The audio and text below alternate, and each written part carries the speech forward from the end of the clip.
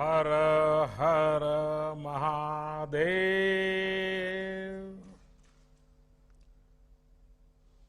काशी के पुण्य धरती के आप सब पुण्यात्मा लोगन के प्रणाम हो। सावन महीना चल रहा है, ऐसे में बाबा के चरणों में आने का मन हर किसी को करता है। लेकिन जब बाबा की नगरी के लोगों से रूबरू होने का मौका मिला है तो ऐसा लगता है कि आज मेरे लिए एक दर्शन करने का सौभाग्य प्राप्त हुआ है।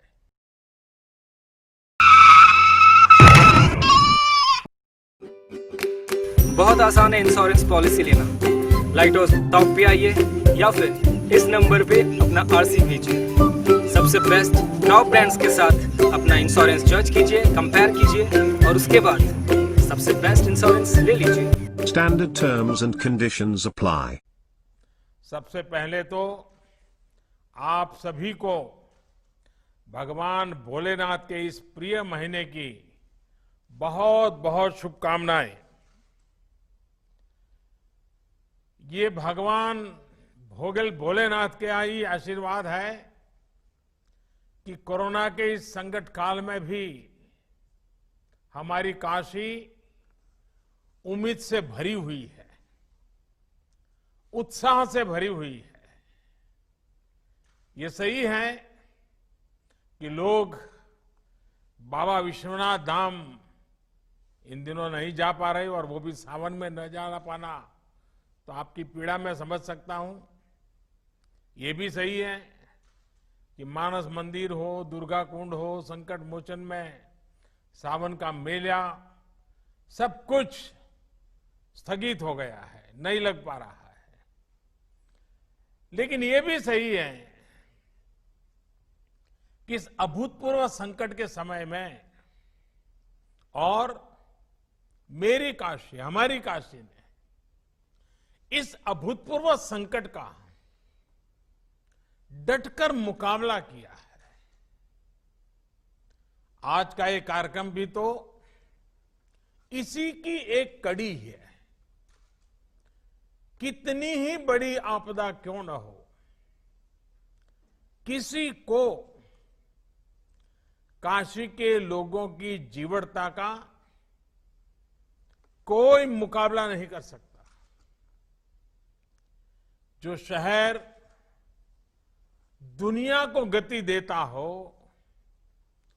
उसको सामने कोरोना क्या चीज है, ये आपने दिखा दिया है। मुझे बताया गया है कि कोरोना के अब काशी की जो विशेषताएं हैं, इस कोरोना के कारण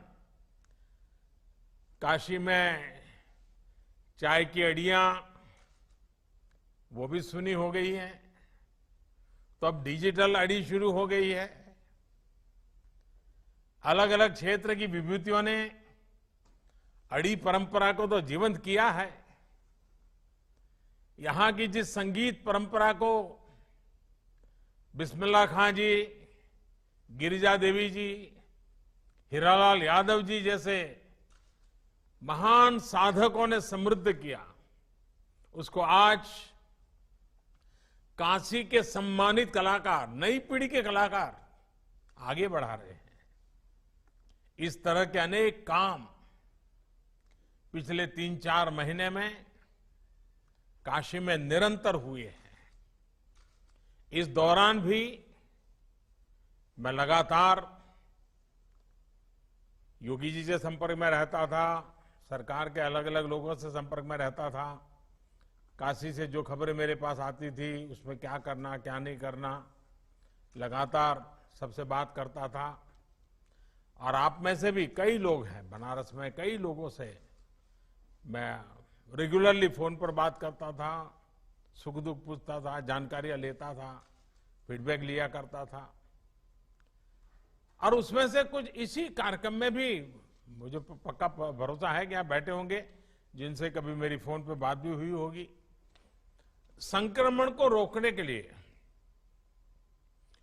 कौन क्या कदम उठा रहा है, अस्पतालों की स्थिति क्या है, यहां क्या व्यवस्थाएं की जा रही है, क्वारंटीन को लेकर के क्या हो रहा है, बाहर से आए श्रमिक साथियों के लिए हम कितना प्रबंध कर पा रहे हैं, ये सारी जानकारियां मैं बिल्कुल लगातार लेता रहता था।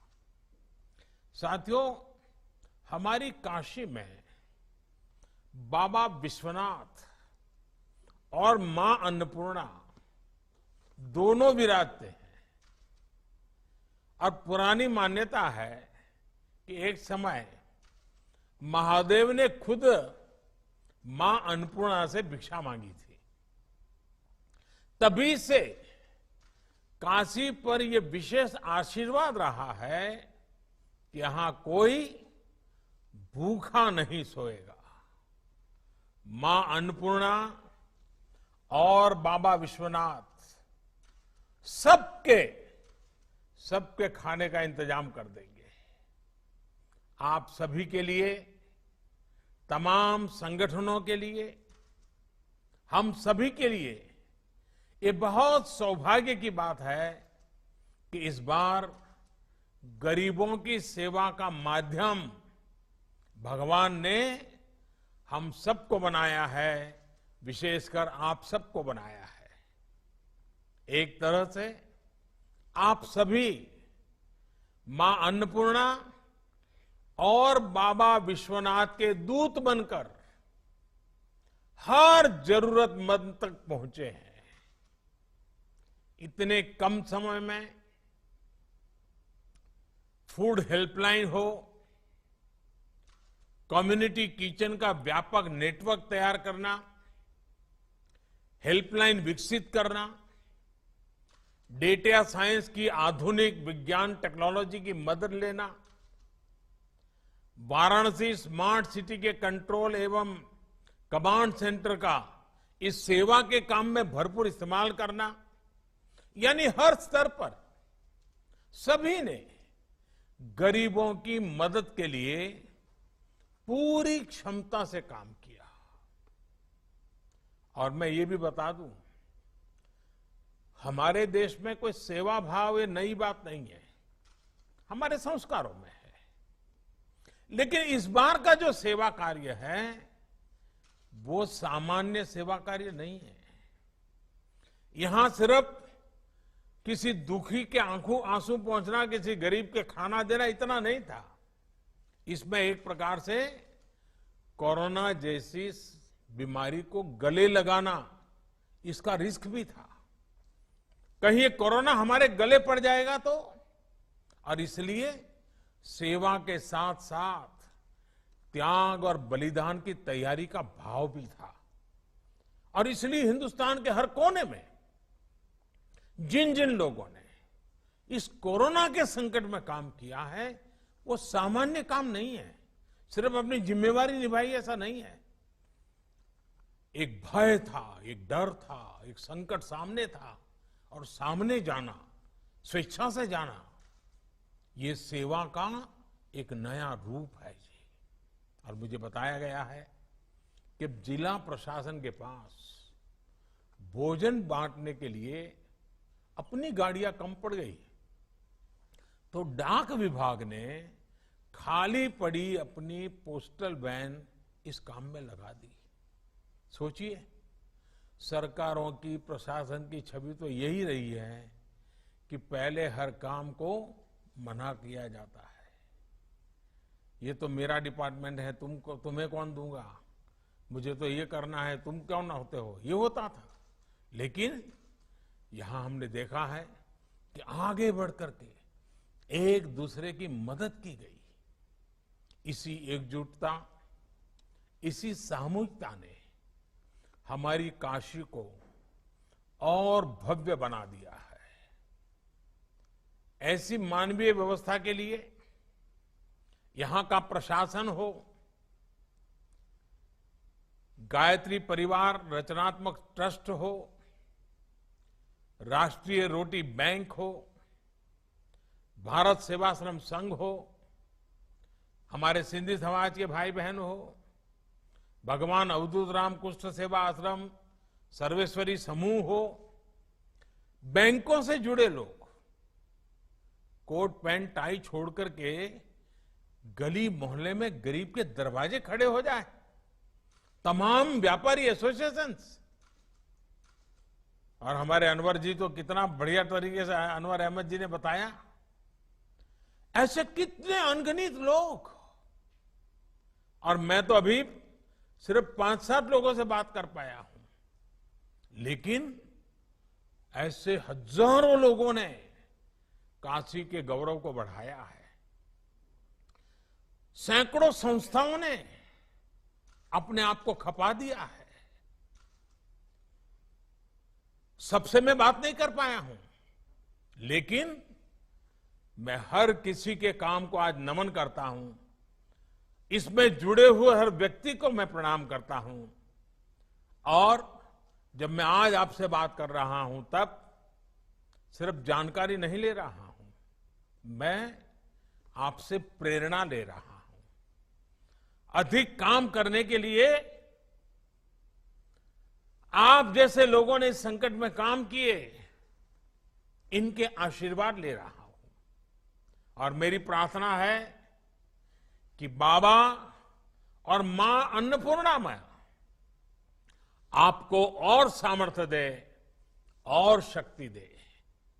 साथियों, कोरोना के इस संकट काल ने दुनिया के सोचने, समझने, कामकाज करने, खाने पीने, सबके तौर तरीके पूरी तरह से बदल दिए हैं। और जिस प्रकार से आपने सेवा की, और सेवा का समाज जीवन पे बड़ा प्रभाव होता है। मैं बचपन में सुना करता था कि एक सोनार, उसको छोटा मोटा अपने घर में सोनार के नाते वो अपने घर में काम करते थे, और कुछ परिवारों के लिए सोने की चीजें बनाना वगैरह अपना चलता था। लेकिन उस महाशय की एक आदत थी, वे बाजार से दातुन खरीदते थे। सुबह में, हम पहले के जमाने में आज ब्रश उपयोग करते, पहले दातुन करते थे। और वो अस्पताल में जाकर के वो जो मरीज होता था, उसके जो रिश्तेदार होते थे, उतनी संख्या गिन करके हर दिन शाम को उनको दातुन दे करके आते थे। यही काम करते थे और दिन भर अपना सोनार का काम करते थे। आप हैरान हो जाएंगे, एक सोनार के रूप में अपने काम के साथ ये दातुन लोगों को मदद करने का उन्होंने छोटा सा अपने आदत बना थी। उस पूरे इलाके में उनकी इतनी छवि थी, उनके सेवा भाव की इतनी चर्चा थी कि सोने का काम कराने के लिए लोग कहते, अरे भाई ये तो सेवा भावी है, उन्हीं के यहां सोने का काम करवाएंगे। यानी करते थे वो सेवा, लेकिन अपने आप उनकी एक विश्वसनीयता बनी थी। उनके अपने के सोने के काम को हर परिवार के वो विश्वस्त व्यक्ति बन चुके थे। यानी हमारा समाज ऐसा है, सेवा भाव को सिर्फ कुछ पाया, कुछ मिला, उतने से नहीं, उससे भी बहुत अधिक भाव से देखता है। और जो सेवा लेता है वो भी मन में ठान लेता है कि जब मौका मिलेगा वो भी किसी की मदद करेगा। ये चक्र चलता रहता है और यही तो समाज को प्रेरणा देता है। आपने सुना होगा 100 साल पहले ऐसी ही भयानक महामारी हुई थी। अब 100 साल के बाद ये हुई है। और कहते हैं कि तब भारत में इतनी जनसंख्या नहीं थी, कम लोग थे, लेकिन उस समय भी उस महामारी में दुनिया में जो सबसे ज्यादा लोग मर गए, उनमें से हमारा हिंदुस्तान भी था। करोड़ों लोग मर गए थे।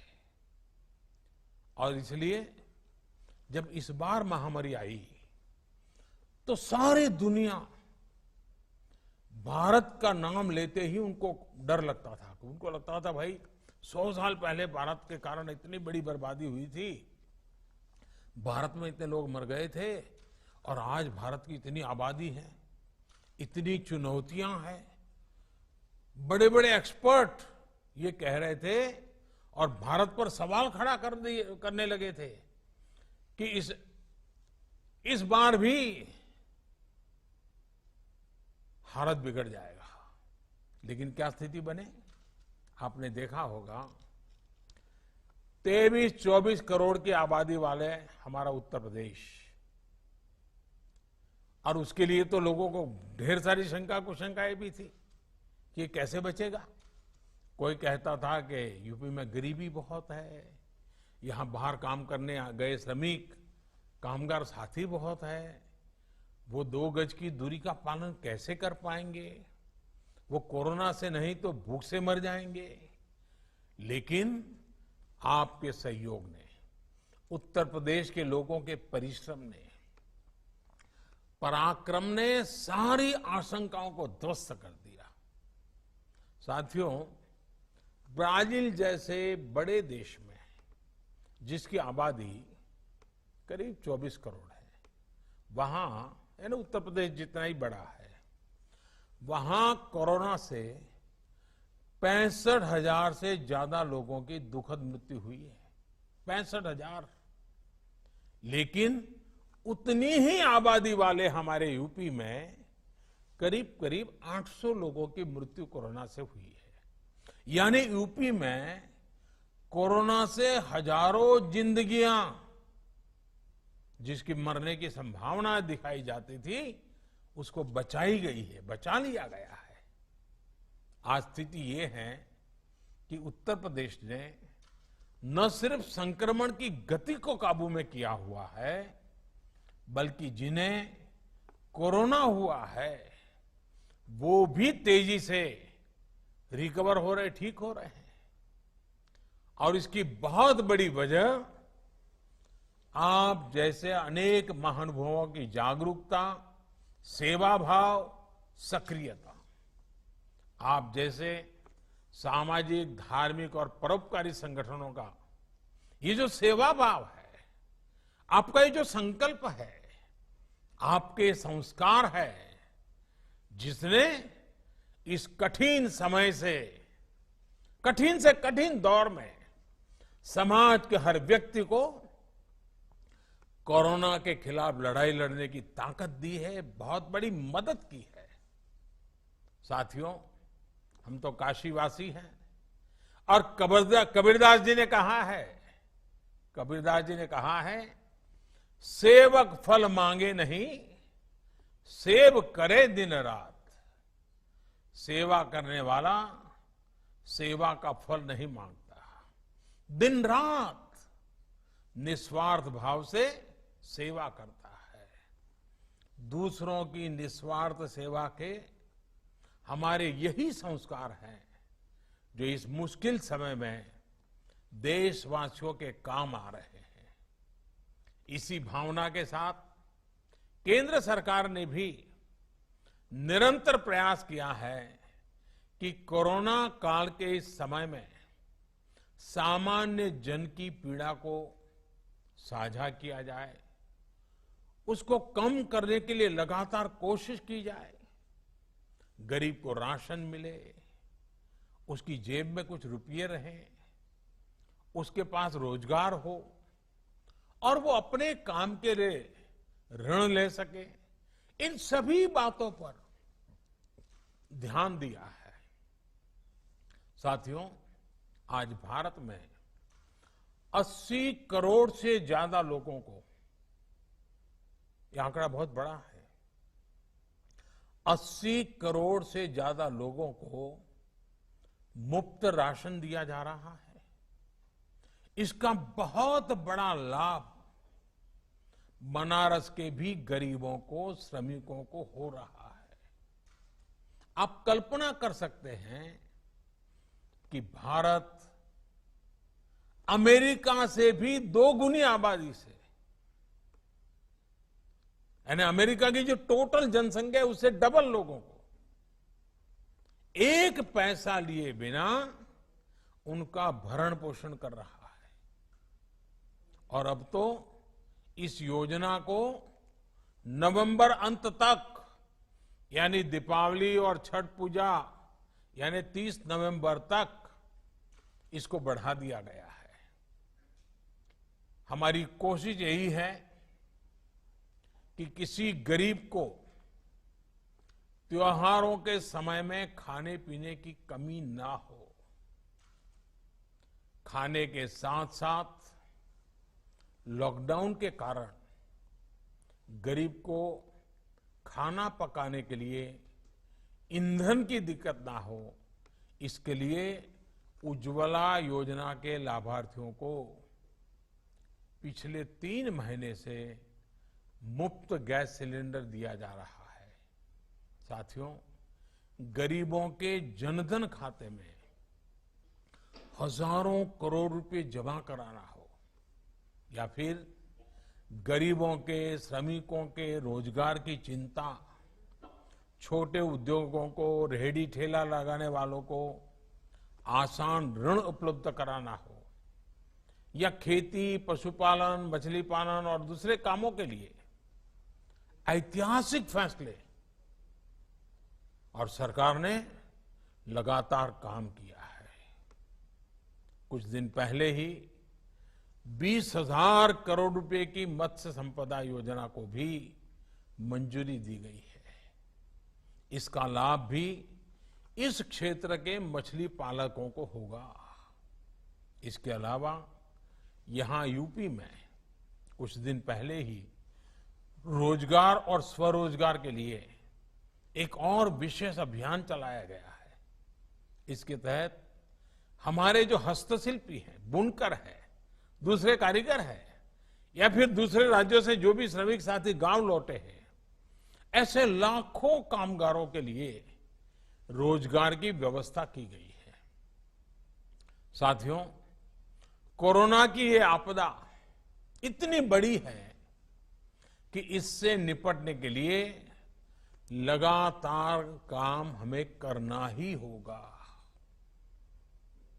हम संतोष मान करके बैठ नहीं सकते हैं। हमारे बुनकर भाई बहन हो, नाव चलाने वाले हमारे साथी हो, व्यापारी, कारोबारी हो, सभी को मैं आश्वस्त करना चाहता हूं कि हमारा निरंतर प्रयास है कि सभी को कम से कम दिक्कत हो और बनारस भी आगे बढ़ता ही रहे। मैंने कुछ दिन पहले ही बनारस के विकास कार्यों को लेकर प्रशासन से, शहर के हमारे विधायकों से भी टेक्नोलॉजी के माध्यम से लंबी मुलाकात की थी, बहुत डिटेल में बातचीत की थी।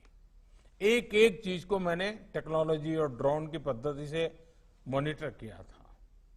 इसमें सड़कों, बिजली, पानी हो, ऐसे तमाम प्रोजेक्ट के साथ साथ बाबा विश्वनाथ धाम प्रोजेक्ट की स्थिति को लेकर भी विस्तृत जानकारी मुझे दी गई थी। मैंने आवश्यक सूचनाएं भी दी थी। कुछ रुकावटें भी होती है तो उसको दूर करने के लिए जहां जहां कहना था वहां भी कहा था। इस समय काशी में ही लगभग 8,000 करोड़ रुपए के अलग अलग प्रोजेक्ट्स पर काम तेजी से चल रहा है। 8,000 करोड़ रुपयों के काम यानी अनेक लोगों को रोजी रोटी मिलती है। जब स्थितियां सामान्य होगी तो काशी में पुरानी रौनक भी उतनी ही तेजी से लौटेगी। इसके लिए हमें अभी से तैयारी भी करनी है और इसलिए ही टूरिज्म से जुड़े सभी प्रोजेक्ट्स जैसे cruise tourism, light and sound show, Dashashwamedh Ghat उसका पुनरुद्धार, गंगा आरती के लिए ऑडियो वीडियो स्क्रीन लगाने का काम, घाटों पर और भी व्यवस्था प्रबंधन का काम, ऐसे हर प्रोजेक्ट को तेजी से पूरा करने पर ध्यान दिया जा रहा है। साथियों, आने वाले समय में काशी को आत्मनिर्भर भारत अभियान का भी एक बड़ा केंद्र बनते हुए हम सभी देखना चाहते हैं और ये हम सबकी जिम्मेवारी भी है। सरकार के हाल के फैसलों के बाद यहां की साड़ियां, यहां के दूसरे हस्तशिल्प के लिए, यहां के डेयरी, मत्स्य पालन और मधुमक्खी पालन के व्यवसाय के लिए नई संभावनाओं के द्वार खुलेंगे। बी वैक्स की बहुत अधिक डिमांड दुनिया में है। इसको पूरा करने का प्रयास हम कर सकते हैं। मैं किसानों से, युवा साथियों से भी ये आग्रह करूंगा कि इस प्रकार के व्यवसाय में बढ़ चढ़कर के भागीदारी सुनिश्चित करें। हम सभी के प्रयासों से हमारी काशी भारत के एक बड़े एक्सपोर्ट हब के रूप में विकसित हो सकती है और हमें करना चाहिए।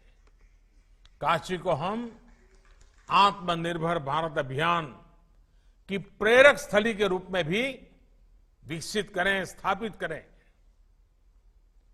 साथियों, मुझे अच्छा लगा आज आप सबके दर्शन करने का मौका मिला और काशी वासियों के सावन महीने में दर्शन होना अपने आप में सौभाग्य होता है। और आपने जिस प्रकार से सेवा भाव से काम किया है, अभी भी जिस लगन के साथ आप लोग कर रहे हैं, मैं फिर एक बार आप सबका बहुत बहुत आभार व्यक्त करता हूं। परोपकार के, सेवा भाव के अपने काम में आपने सबको प्रेरणा दी है, आगे भी प्रेरणा देते रहेंगे। लेकिन हां, एक बात हमें बार बार करनी है, हर किसी से करनी है, खुद से भी करनी है। हम सिंगल यूज प्लास्टिक से मुक्ति चाहते हैं, उसको छोड़ना नहीं है। अब रास्तों पर थूकना और उसमें भी हमारा बनारसी पान, हमने आदत बदलनी पड़ेगी। दूसरा, 2 गज की दूरी, गमछे या फेस मास्क और हाथ धुलने की आदत को न हमें छोड़ना है, न किसी को छोड़ने देना है। अब इसको हमारे संस्कार बना देना है, स्वभाव बना देना है। बाबा विश्वनाथ और गंगा मैया का आशीर्वाद हम सभी पर बना रहे, इसी कामना के साथ मैं मेरी वाणी को विराम देता हूं और फिर से एक बार आपके इस महान कार्य को प्रणाम करता हूं। बहुत बहुत धन्यवाद। हर हर महादेव।